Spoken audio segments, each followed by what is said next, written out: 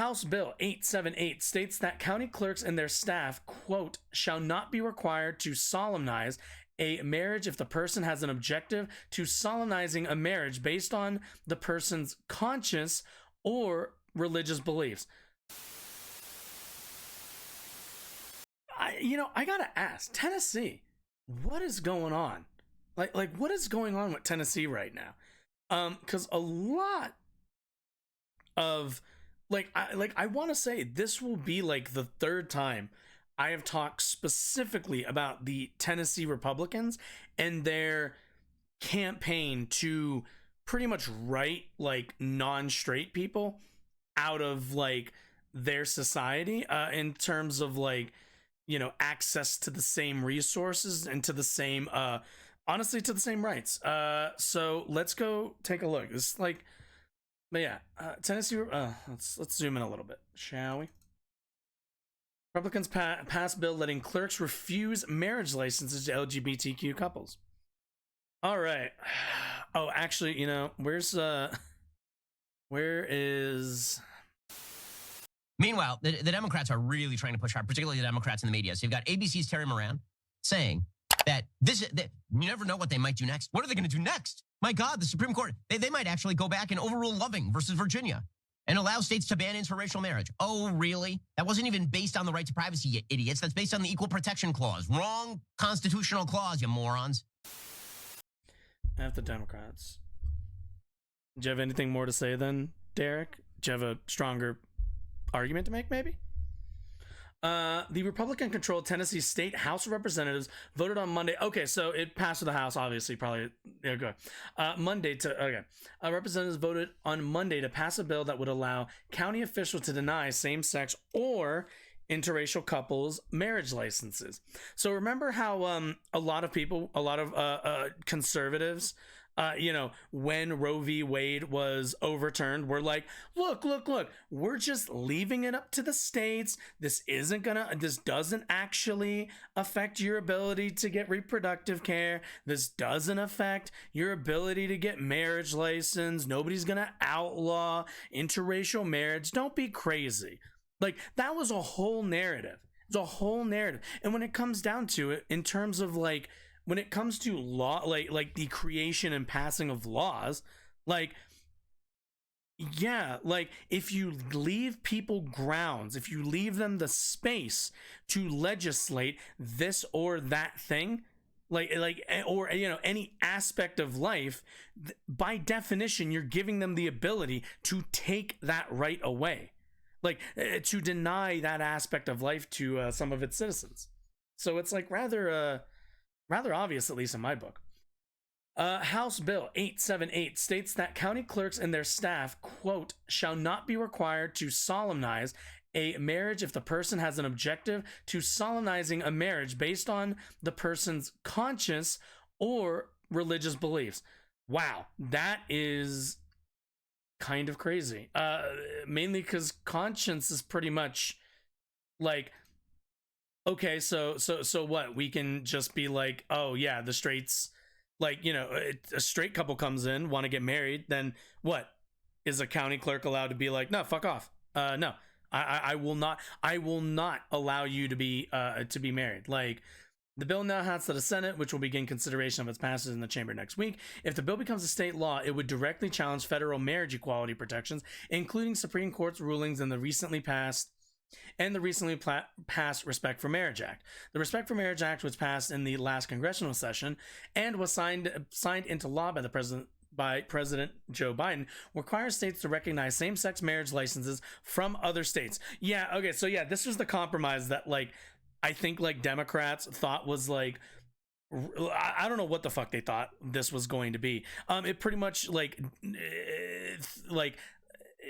what's the word? Like, mandated that if you're in Tennessee, you have to recognize marriage licenses from any other state. So if if gay marriage is legal in New York and you drive down or you move down to Tennessee, you got your marriage license in New York, they can't take that away, and they can't not recognize that as legal standpoint, which again means like you would file as one couple on your taxes. There's also like medical consent. There's a lot of things that go into being legally married that you kind of need as a function of like society to a degree. Okay, but does not require them to issue same-sex marriage licenses themselves, right? Meaning that if federal marriage equality protections are ever undone by the conservative-led Supreme Court, states would be able to deny same-sex couples the right to marry. Federal marriage equality protections have been in place since 2015 when the Supreme Court ruled in Obergefell Hodges that states must grant same-sex couples the right to marry. Decades earlier in 1967, Loving v. Virginia, the court ruled that states could not ban interracial marriages. In the Supreme Court case upending abortion rights last summer, however, Justice Clarence Thomas suggested that justices should examine Obergefell and other cases based on due process precedents and the right to privacy standard previously established by the court. So let's be really clear. Let's be really, really fucking clear here. The Republican Party in Tennessee is so adamantly opposed to gay marriage that they are willing, and keep in mind, this is to any conservatives, any Republican voters in Tennessee, they are willing to deny you your right to marry somebody of a different race so that they can deny people marrying somebody of the same sex.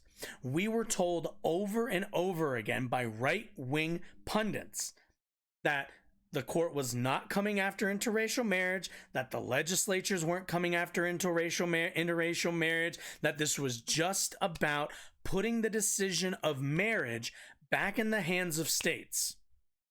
Well, that's now happened, and we now live in a Tennessee that might be looking at a ban of interracial and same-sex marriage, meaning if you are in an interracial union with somebody, you are at risk of losing your status as a married couple because some asshole 3 blocks down doesn't like that like 2 guys got married. Understand that. And even if you're conservative, even Justice Clarence Thomas is married to a white woman. He himself is in an interracial marriage, and yet his drive against gay people is so strong that he would risk the legitimization of his marriage. Now, granted, he doesn't live in Tennessee, and he most likely can move anywhere he wants in the United States. The same way rich people, when it comes down to it, laws like this will never affect. If you're in Texas and you have money, you will simply fly to another state, get your abortion, and fly right back out. The only people who are affected by an abortion ban in like Texas, as an example, are people who can't get out of the state, people who have jobs, people who don't have the money for the travel, people who can't take time off of work. Keep in mind, this only serves to make more people in the lower classes of our society more miserable, have less rights, and have less power in our actual body politic. Anyway, in the Supreme Court, the Tennessee bill, which has a high likelihood of passing, has the potential to upend marriage equality protections across the country. If the bill becomes law, it will likely be challenged, resulting in the appeals court to work its way through the Supreme Court. So understand, they're going to pass this law, most likely. I have almost no doubt this law is going to pass. It's going to get challenged. It's going to get kicked up to the Supreme Court. And then we have to hope that this conservative Supreme Court upholds federally the right to marry whoever you would like to marry, even if they're not the same race as you. Like, the idea that we are backsliding all the way back to like fucking like pre-civil rights era, like to a pre-civil rights era like place on this topic is actually nuts. If there was ever an argument for Biden to stop fucking nibbling around the edges, stop like this like nonsense of taking these people seriously and giving them the respectability they deserve. They don't deserve respect. Expand the fucking court, make it irrelevant. There is no point in any of this anymore. This court is an activist court, and it will continue to be that way until it's done, until the court is either A, reverted back to its, at the very least, conception of being like at the very least being like somewhat bipartisan. But like even then, that's under the delusion that it ever was apolitical. Like people would say like, oh, the Supreme Court is apolitical. The Supreme Court is, the people who sit on the Supreme Court are appointed by political members, by political advocates, politicians.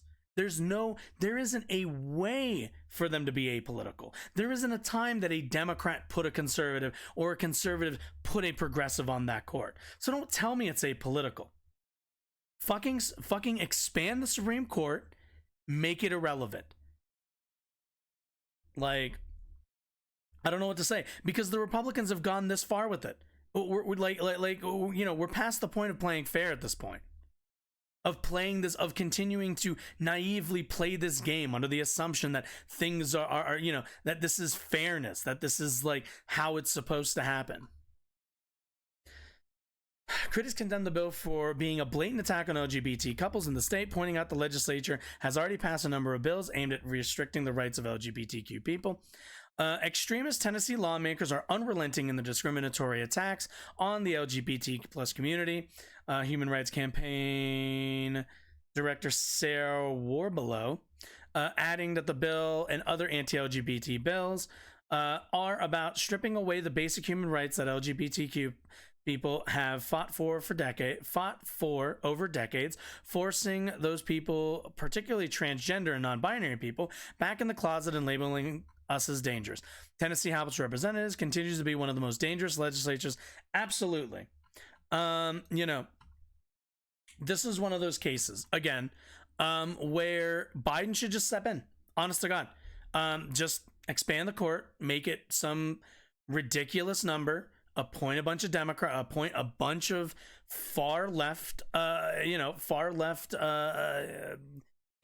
Supreme Court justices, and simply go out there and go, okay, I'm not gonna do this. We as a party are not gonna do this again. And as long as you keep it the way it is, like there's just, when it comes down to it, Republicans did what they've always wanted to do.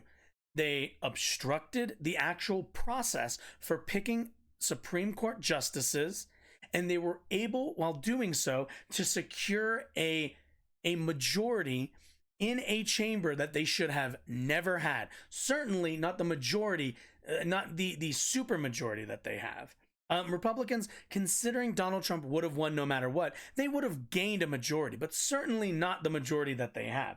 And honest to God, what Biden should do is just expand it, add some Democrats, and go, okay, if Republicans, if you leave it, your next administration, whenever you have the ability again, if you'd like to add some people, when Democrats are back in power, we're going to add people. And we're going to turn this institution into an utter and complete entity. Make it threaten to make it irrelevant, as long as Republicans are never going to play fair and never going to abide by the rules set. But will he do it? I really don't think so. Sadly, I don't think so. The thing that they tell, like at the end of all YouTube videos where they tell you to like click on one of these like things to watch more videos. Yeah, I've been meaning to film one of those. So that's what I was doing. I was just setting it up to